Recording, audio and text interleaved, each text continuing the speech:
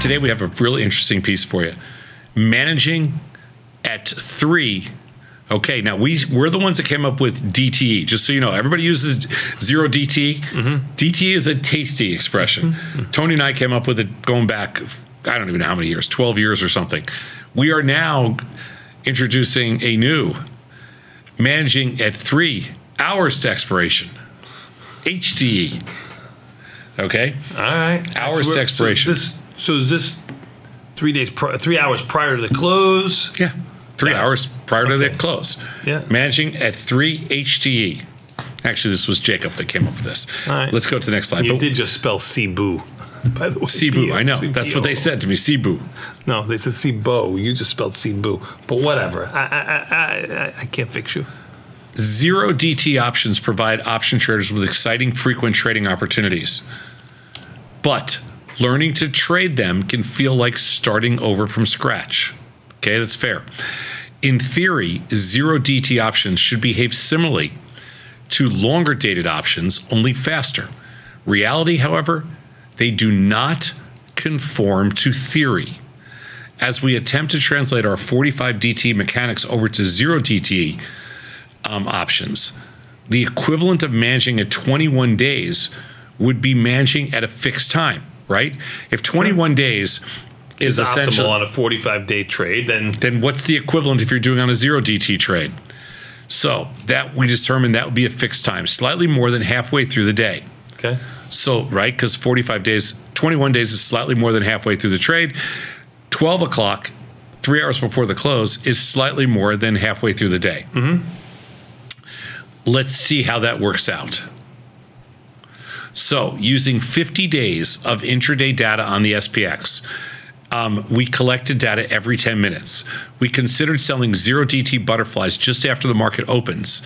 When he says selling 0 DT butterflies, just so we're aware here, because there's a terminology thing, he's doing iron flies.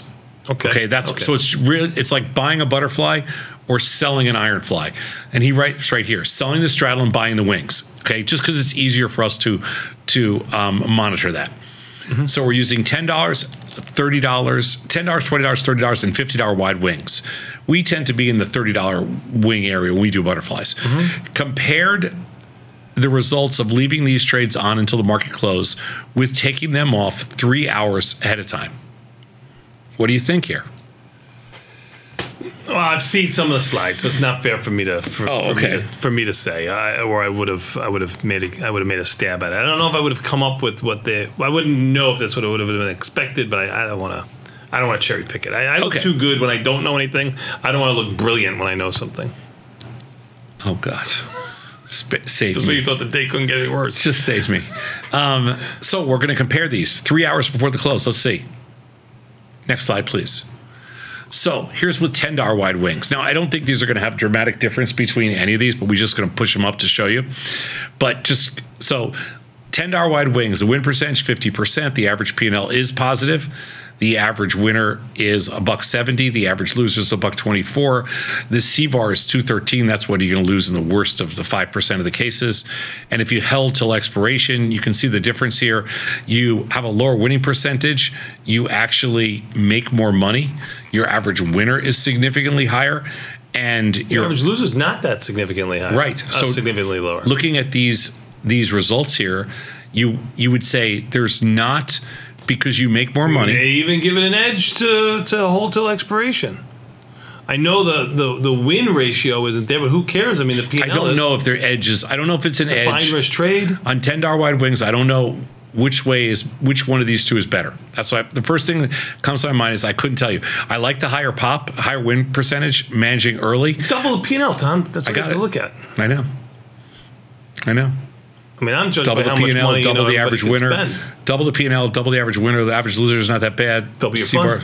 Yep. Let's go to $20 wide wings. Next slide. So $20 wide wings. Again, when you look here, you're managing at 3 hours, you're making 50 cents, but you hold to expiration, you make 121. The win percentage is, obviously going to be better because the wings are wider, and but they're kind of close. Now, what time frame is this? So is this the last 50 days? Did I see? What was the first slide? 50 days. 50 days. Every 10 minutes. All right, so over the last 50 days, this is why the held to expiration is seeming to work a little bit more. Over the last 50 days, because we haven't moved that much. We've gone sideways. I understand, days. but that's all the data we have. I understand that, but I'm trying to put an asterisk here. I know. We can't go back any further. There's no data. I understand. Right. So when you look at this, you always need the market to cooperate in any position that you put on. Okay. Now, this would be the perfect position to have on if the market doesn't go anywhere, if it stays in a very tight range. Let's go next slide. So, and this is $30 wide wings. This is where we are most of the time. And again, you're not going to see, as we can see from these slides, and the whole pattern here is the win percentages are similar. The average P&L is obviously better holding to expiration. Not obviously, but it is this time. The average winners, obviously bigger. The average losers are around the same, and the C-bar is close to the same. There's not a huge advantage for managing early on the zero DTs. Now, would I be able to put on 3 times the amount of trades if I'm closing this after 3 hours? It's the same amount of days, right? No, same amount of days. There's no putting the money back to work. Limited amount of data that we have, Tom, you got to say, and I know held to expiration seems to be the best play. I don't know if it's the best play. I don't think it's that much better, but I don't think it's the best play. Let's go next slide. If you go really wide, boy, the average P&L goes from being a winner to a loser, this is the single most surprising thing to me on all these studies, is that if you go to basically unlimited risk, $50 wings, all the trades turn into losers. I don't think it's surprising. I think it's really very telling, because what it's telling you is when you do get a move, you get a move that's great without having the defined risk trade in the 0-day options, which give you no roll down, no chance to do anything. I mean, you get killed. Yeah. And that's why this trade these are all defined risk trades.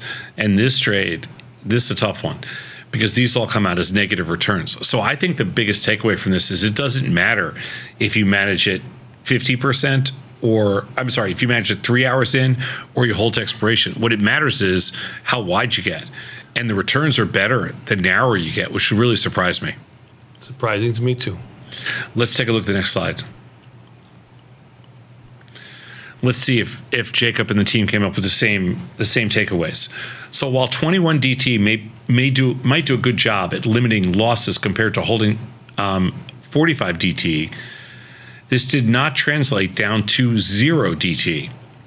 Management at 3 hours to go tended to limit profits by not letting all the extrinsic come out without controlling the losses due to intrinsic strike breaks.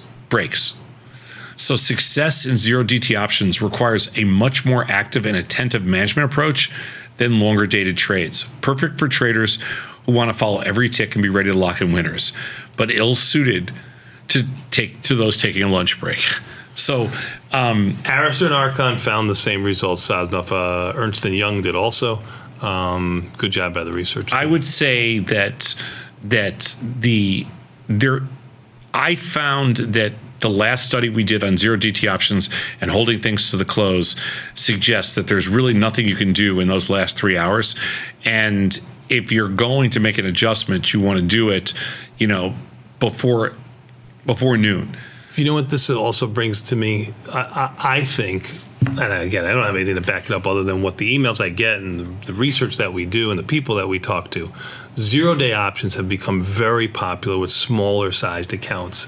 And I think with 0-day options, you're not getting penalized for having a smaller account, because here's a study that's showing you if you had more money to play with, and you can go wider to simulate naked options, because you don't have the mechanics of being able to roll down or change the position or actively manage, which we always talk about as the key to being successful. And you have to put on trades that are much tighter and defined risk, which I think is detrimental to a smaller account when you have to have a tight iron condor in a product over 45 days. Here, it's actually giving you, I don't want to use the word leverage, but it's giving you a little bit better, at least over the last 50 days worth of data, opportunity, levels the playing field a lot for you. That's my takeaway.